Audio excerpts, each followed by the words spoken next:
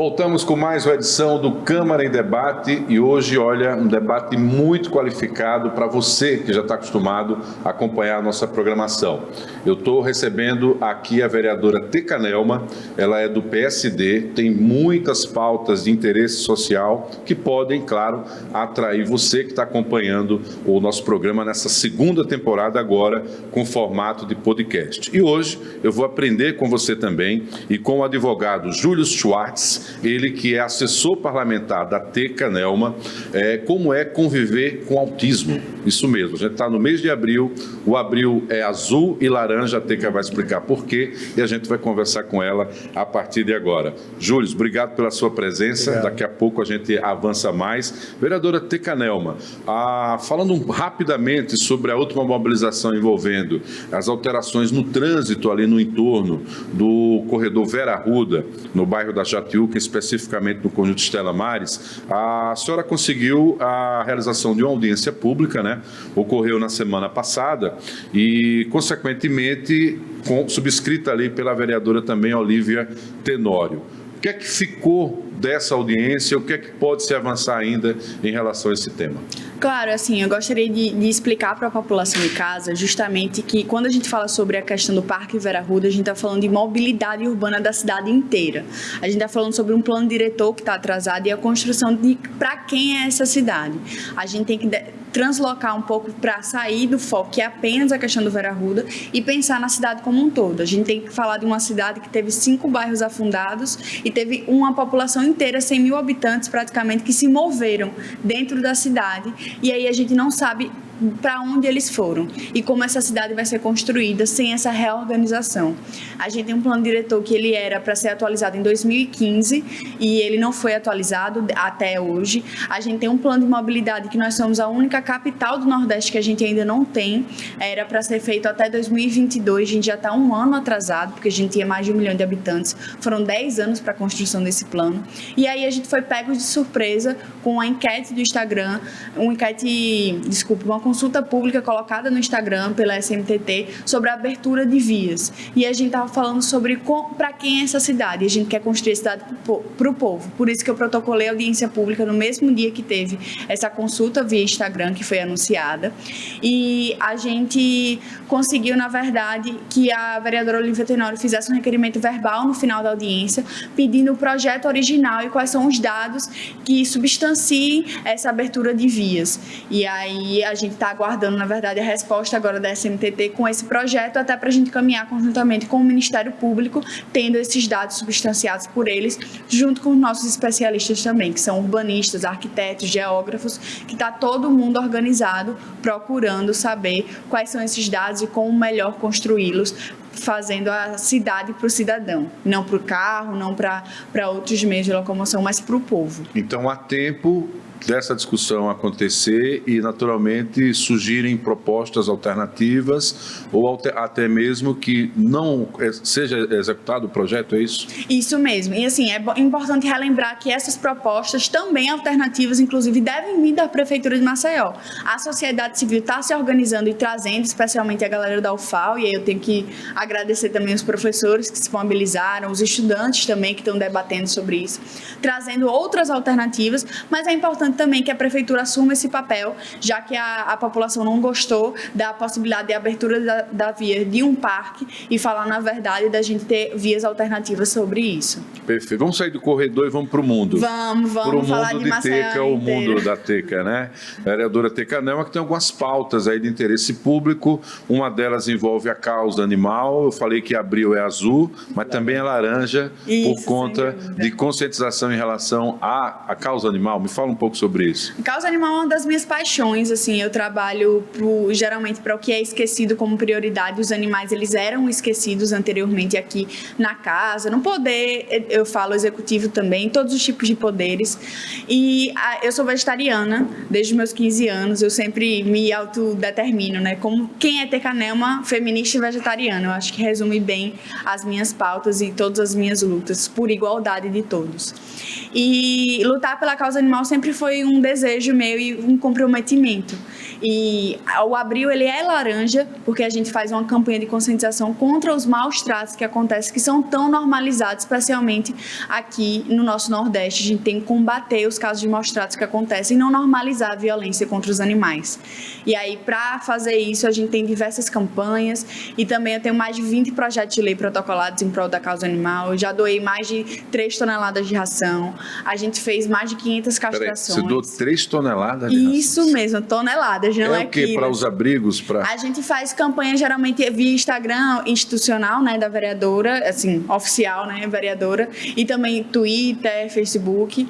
A gente faz essas campanhas e aí não só para abrigos, mas também para protetores independentes. Então, aquela pessoa que cuida na sua rua de vários cães comunitários ou gatos comunitários, que é aquele gato que fica na rua, sabe? Não é meu, não é seu. Eu vejo nos não cantinhos das calçadas mas ali que alimenta. Um pouquinho de água, um pouco de ração, eu vejo. Aquela pessoa que é um protetor independente, que ajuda os animais, mas não tem tanta visibilidade, a gente gosta também de ajudar. Então, geralmente é 1 tonelada para um abrigo e 1 tonelada dividida entre protetores, que são um pouco menores. Então, a gente faz esse trabalho para contemplar também as pessoas que são pequenas, mas todos os dias fazem o que é dever do serviço público. Pois é, eu vou fazer um relato pessoal, porque eu trabalhei com um produtor, Moreira da Silva, homenagem Sim. aqui a ele, inclusive, que falava tanto dessa causa, levou tantas pautas para nós nos nossos programas, e que eu adotei. É um animal que havia sido uma cadela, né, junto com a minha família. Na verdade, foi imposição das minhas filhas, eu aceitei. É uma cadela que nasceu e a mãe abandonou e foi encontrada. E acreditem, as crianças estavam andando de porta em porta buscando um lar para essa cadela, eram 3, e porque os pais não permitiam mais, que elas já tinham muitos em casa. E aí, quando chegou na minha, foi um período que choveu muito em casa, eu chegando às 8h30 da noite, está lá a Coral, que hoje já está uma adulta, né? Quase adulta, mas é muito sapeca, e elas disseram: pai, você não vai deixar ela na chuva, e eu acabei cedendo. E na pandemia fez a diferença na nossa vida, né?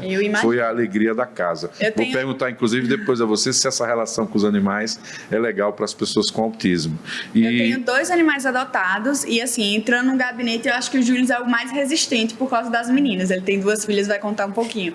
Mas entrando no gabinete, praticamente automaticamente você adota um animal, né? Quantas pessoas que trabalham comigo já adotaram um cachorro ou um gato por meio dos resgates que a gente faz? A gente já resgatou mais de 100 animais de rua. A novidade é que chegou um gato agora. É o Gatito, que é o nome do goleiro do Botafogo. Mas tá sempre aparecendo alguma coisa, né?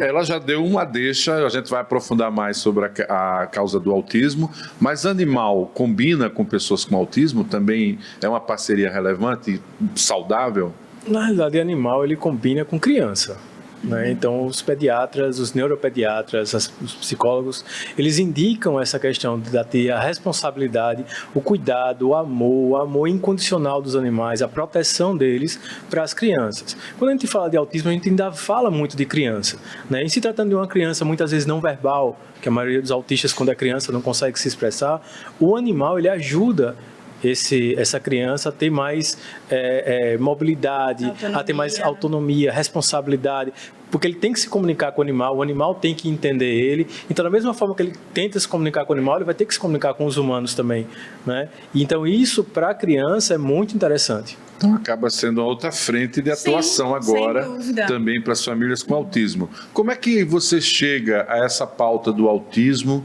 no seu mandato e tenta transformá-lo, com a ajuda do Júlio, exatamente algo que é importante enquanto política pública? Então, eu tenho que explicar para quem está nos vendo aí de casa, especialmente que eu vim do movimento social, mais especificamente do movimento das pessoas com deficiência. As minhas frentes, elas são amplas. Eu luto pelas mulheres, pela população negra, LGBTQIAPN+, pela causa animal, pelo autismo, pelas pessoas com deficiência. Na verdade, eu luto para quem não é prioridade. Eu sempre falo assim, né? Quem geralmente é escondido debaixo do tapete, depois a gente pensa neles. Para mim, eles são as prioridades prioridade número 1. E eu tenho diversos coordenadores de pasta, que eu falo, porque cada um luta pela sua causa, né? E a gente trabalhando em conjunto, a gente consegue fazer um mandato muito participativo e representativo. Então, eu vim do movimento de pessoas com deficiência, eu entrei aqui na Câmara defendendo as pessoas com deficiência, e as pessoas com autismo, graças à ciência, a gente tem um maior número de diagnósticos hoje em dia. É um caso a cada 31, como o Júlio estava falando aqui, conversando com a gente antes da gravação, justamente porque a gente tem um aumento de pessoas que estão sendo diagnosticadas, mas, ao mesmo tempo, o serviço público ainda não conseguiu correr conjuntamente com a ciência para dar esse apoio a essas pessoas, essas terapias que são necessárias. Então, lutar pelas pessoas com deficiência, eu acho que é o que me move a estar enquanto vereadora também. Eu cresci dentro das associações, vendo a Associação Pestalozzi crescer, então a gente brincava de balé, brincava junto com os meninos fazendo terapia ocupacional, eu estava lá junto com eles, então toda a minha vida foi construída assim do lado, né? Então, eu vim para cá com essa pauta, e para mim não faria sentido eu trabalhar sobre as pessoas com deficiência, falar sobre as pessoas com autismo, tendo pessoas capacitadas para estar dentro do gabinete e não trazê-las comigo. E aí, na verdade, o Júlio veio a partir de uma seleção pública. Eu fiz uma seleção pública para compor 50% do meu gabinete. Você não conhecia o Júlio antes? A gente se conheceu porque ele me procurou antes. Para provocá-la. Exatamente. Ele tinha uma carta de compromisso que ele queria fazer e entregar. Ele entregou para vários candidatos, não foi só para mim. Foi. Ele entregou para vários candidatos a carta de compromisso para as pessoas com deficiência. E aí foi assim que eu conheci, mas eu não conhecia o Júlio. Júlio entrou em contato comigo pelo Instagram dizendo que tinha uma carta de compromisso, que queria que eu assinasse, eu e outros vereadores, tem vários outros que assinaram. E aí, depois disso, a gente passou a se seguir e eu soltei uma seleção pública e Júlio se inscreveu. Eu não sabia que o Júlio tinha essa pretensão. Será que não seria legal? E aí a gente compôs o gabinete mais representativo daqui. A gente tem 70% de mulheres, 62% de pessoas negras, 50% de LGBTs, tem pessoas com deficiência também. E aí, uma pessoa que é especialista em autismo para trabalhar junto com a gente. Foi de onde Júlio apareceu. Dessa seleção. Vocês são amigos pela pauta. Nunca vi isso, né, na vida, mas que bom que aconteceu e que você está aqui para contar a sua história. Júlio Schwartz, assessor parlamentar, advogado e luta pela causa das pessoas com autismo, diagnosticado tardiamente com autismo. Como é conviver com autismo? Conviver com autismo é você conviver com a sociedade o tempo todo lhe desafiando. Então, assim, para mim é um desafio constante, um desafio de entender as sublinguagens, né, de uma piada, de você não ser tão restrito, tão literal. Então, a gente tem que ter um filtro.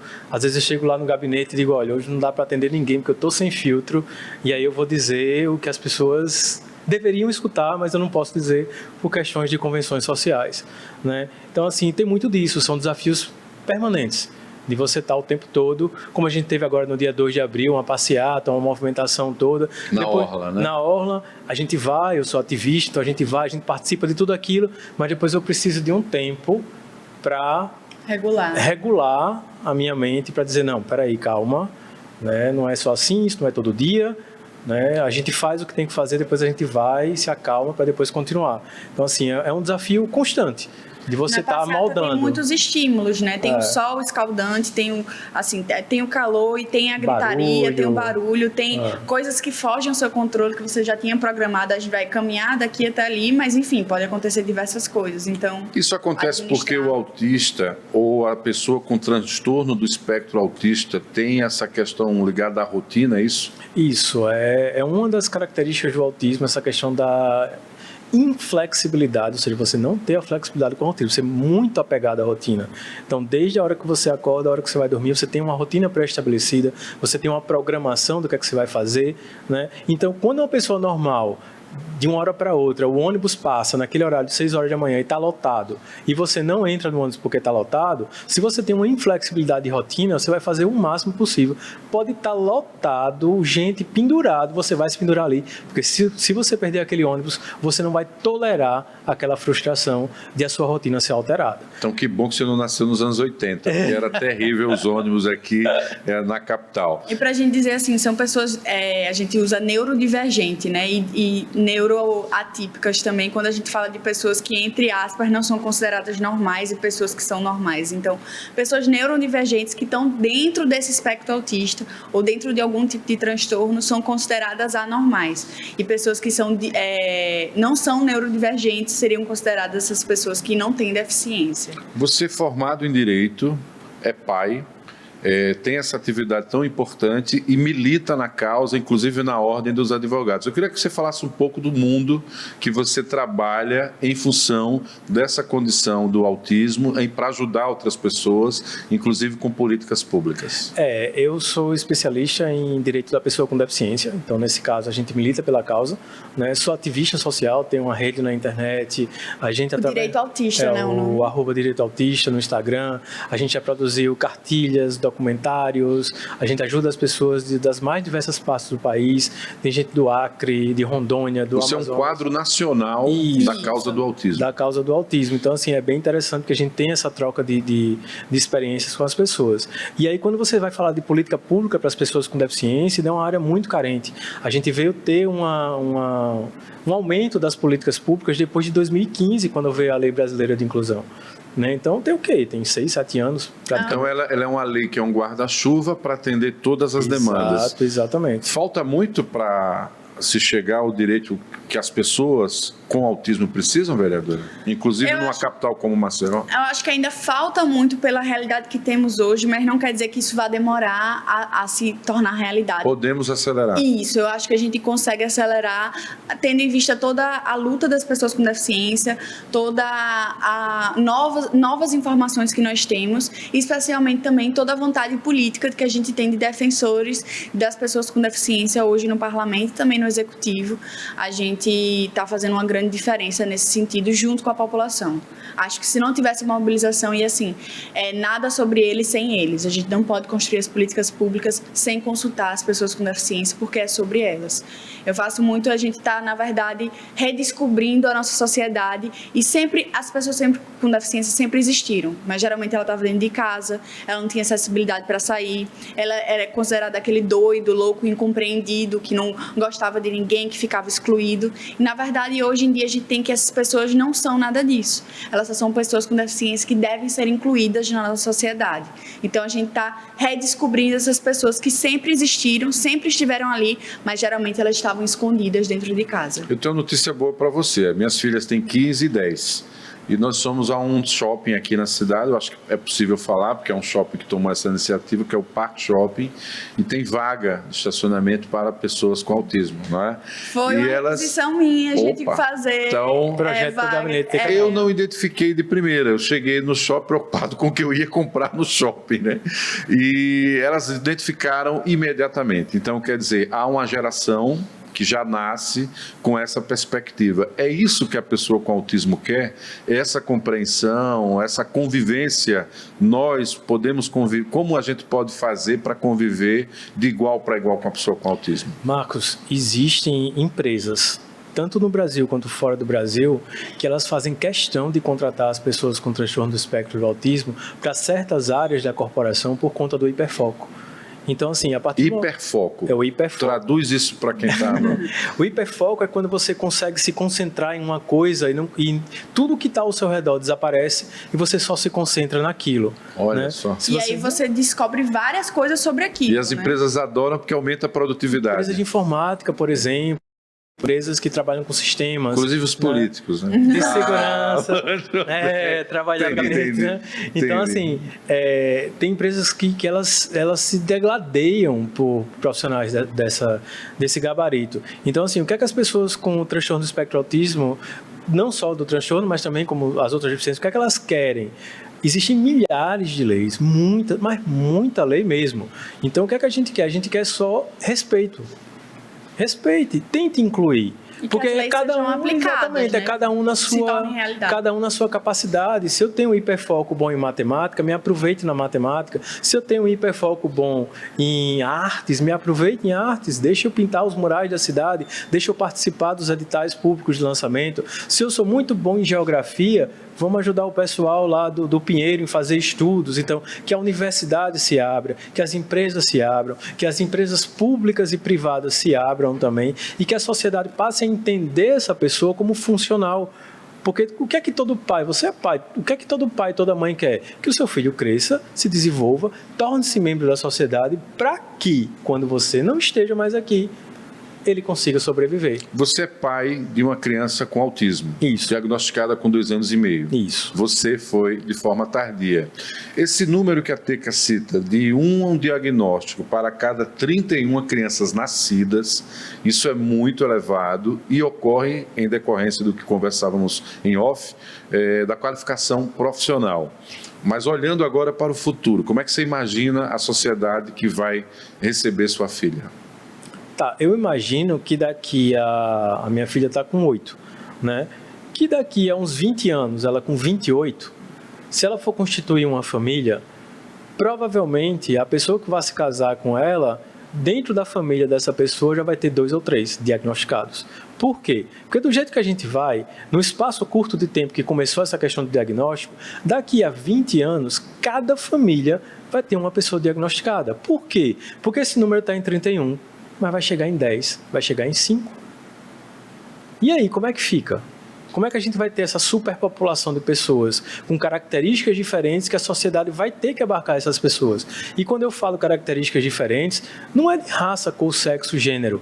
Abarca todo mundo. O autismo, ele não é uma doença, ele é um transtorno. Então você pode ser negro, você pode ser asiático, você pode ser branco, você pode ser mulher, homem. Isso é muito importante, Marco, porque assim, foi associado sempre a cor azul, para imaginar que era só meninos que têm autismo, mulheres também têm, meninas também têm. O azul vem disso? O azul veio disso. Essa entrevista está sendo reveladora. E também a questão que é sempre o anjo azul, geralmente falam de um anjinho de uma criança, né? Crianças. E a gente fala que pessoa com deficiência, pessoa com autismo pode ser preta, pode morar na favela, ela pode ser uma pessoa que não tem boas condições, ela não precisa ser um menininho branco, bonitinho que a gente vê. Ela pode ser um autismo severo, inclusive que tem dificuldade para conviver com os problemas sociais. Então, assim, a gente fala de uma neurodiversidade, né? Ela é muito grande e ela não é restrita aos meninos, as crianças e meninos, né?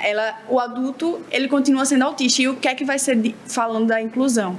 E aí, pensando nisso, nos dias de hoje, a gente foi autor, eu digo a gente porque o meu mandato é de todo mundo, né? Não é só meu, eu falo da população, da lei, a gente foi autor e também relator da lei da aprendizagem, para incluir o jovem aprendiz. E é justamente pensando nisso, a gente tem um preconceito muito grande contra as pessoas com deficiência. E aí a gente criou o jovem aprendiz aqui no município de Maceió. Então, o próprio município vai ter o jovem aprendiz, que é justamente para abrir essa porta de entrada, pensando no jovem com deficiência, que não tem oportunidade por ter um estigma, por ter um preconceito, ele é contratado como jovem aprendiz. E aí ele vai se destacando no seu trabalho e aí ele pode ser contratado, na verdade, pela empresa posteriormente. Então, a gente abre esse espaço para a juventude e a juventude com deficiência. Então, foi uma conquista muito grande para a juventude, especialmente para a juventude com deficiência, esse projeto de lei ter sido aprovado na Câmara de Vereadores. Eu vou precisar avançar em outros temas com a vereadora, mas eu não posso deixar de perguntar a você o seguinte: você falou da necessidade de que o Abril, e é essa a lógica da campanha nacional, sirva de visibilidade. Você vai estar falando para um público segmentado do Câmara em Debate. O que é preciso dizer para as pessoas para que elas compreendam o transtorno do espectro autista? Mais informação e menos preconceito. Esse é o tema da campanha desse ano, mas é um tema permanente. Até porque dentro da área da militância da gente, por exemplo, a gente fala que afirmar direitos ajuda a extinguir os preconceitos. O grande problema hoje ainda é o preconceito da sociedade como um todo para a pessoa que tem deficiência, seja ela autista, seja ela o que quer que seja, né? Então, dentro do ambiente da Casa Legislativa, a gente tem que ter ações afirmativas do Poder Legislativo em comunhão com o Poder Executivo para ajudar a tornar esses direitos que já existem e alguns outros programas e eventos e condições e situações que possam vir a ser legisladas pela Casa para fazer com que essas pessoas sejam respeitadas e que a sociedade entenda que elas existem, que elas aparecem, que elas precisam sair da bolha delas e circular entre a sociedade, que é a maioria, e a sociedade entender que aquilo dali é normal e que daqui para frente vai se tornar cada vez mais normal. Eu costumo comparar, Marcos, com a sociedade americana dos anos 30, 40, quando aquele país foi assolado por grandes guerras, que foi dali que começaram a surgir as rampas de acesso. Por quê? Porque os soldados vinham mutilados das guerras, né? E a sociedade teve que começar a aprender que uma porta de 60 centímetros não passa uma cadeira de roda, que uma calçada com um batente alto de 40 centímetros não sobe uma rampa de uma cadeira de roda, que um banheiro precisa ser adaptado. Então, a sociedade precisou arder em fogo da guerra para poder chegar nesse nível. A gente aqui no Brasil não precisa disso. A gente tem uma sociedade fantástica, a gente tem leis, a gente tem parlamentares que são pela causa, que trabalham, a gente tem militantes, a gente tem tudo muito organizado, tem um arcabouço grande, então a gente não precisa sofrer tanto, a gente precisa botar execução na coisa e ter a sensibilidade de acolher essas pessoas. Inclusive, entre essas causas, você falou de autistas, né, pessoas negras. A senhora é autora de um projeto que virou lei, né? Já é lei do município, ou seja, sai da Câmara e se torna lei, que são as cotas, né, para negros nos concursos públicos. Acredito que já vai ser colocado em prática para o concurso da própria Câmara. Eu estou muito feliz com essa notícia. Vereadores. Quando eu vi que a Câmara ia oficialmente, né? Porque a gente sabia nos bastidores, vai ter concurso, não vai, mas quando saiu essa notícia oficial, eu fiz, nossa, que maravilhoso a Câmara ser o precursor de utilizar e colocar em prática uma lei tão importante quanto essa. E durante seu mandato, né? Nossa, eu fiquei extremamente feliz. Imaginei isso. Casou, assim. Eu imaginei isso, né? Foi uma luta grande, né? Demais. Como é que foi construída essa luta? Então, esse projeto de lei, eu sempre falo que ele foi coautoria com todos os movimentos de pessoas pretas que tem aqui em Maceió e também em Alagoas. Eu falo sempre para eles não conseguem assinar ainda porque não são vereadores, mas na justificativa do meu projeto, eu acho que essa justificativa tem umas 5 páginas, porque de tantos movimentos sociais que a gente uniu para construir esse projeto. Então, esse projeto não é uma vitória só minha, a vitória minha e de todo o movimento negro de Maceió, que conquistou junto comigo aqui, lutando, vindo para a Câmara de Vereadores diversas vezes. E eu sempre falo que Maceió estava 10 anos atrasado em relação ao governo federal. Há 10 anos a gente já tinha as cotas para concursos públicos, mas para concursos municipais a gente não tinha. Apesar de existir a lei federal falando sobre isso, não tinha lei municipal. E aí foi quando a gente começou essa efervescência, pensando como que a gente faria, e foi um processo mais ou menos de 12 meses para a gente conseguir sair da ideia que isso fosse aprovado como um projeto de lei e depois mais um tempo para que ele virasse lei. Então, foi um processo árduo, que o movimento negro teve a participação, assim, sem eles eu não conseguiria aprovar. Eles escolheram a assinatura dos vereadores, a gente conseguiu, mais de 13 assinaturas, que era o mínimo necessário para ter uma aprovação na casa. Ele foi pedido de vista mais de 4 vezes, eu acho que foram 5 no totais.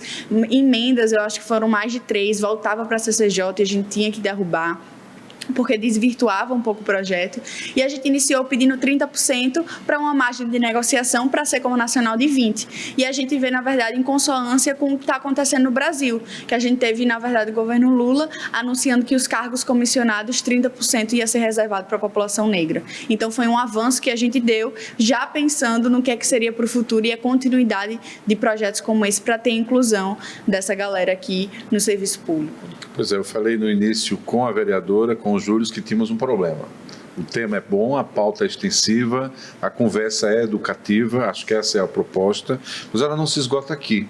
Você pode acompanhar a Teca nas redes sociais, Tudo Tecanel, Instagram, Twitter, TikTok, Facebook. Július, Direito Autista. Direito Autista. Então você pode dialogar. Espero voltar a conversar tanto com a Teca quanto com o Július. E você e outros colegas de imprensa, o Július quer dar visibilidade a essa pauta e a essa causa. Você pode também contactá-lo. Quero agradecer aos dois pela presença. Espero ter contribuído aí um pouco com o debate. E a gente volta numa outra oportunidade com o Câmara em Debate. Até lá.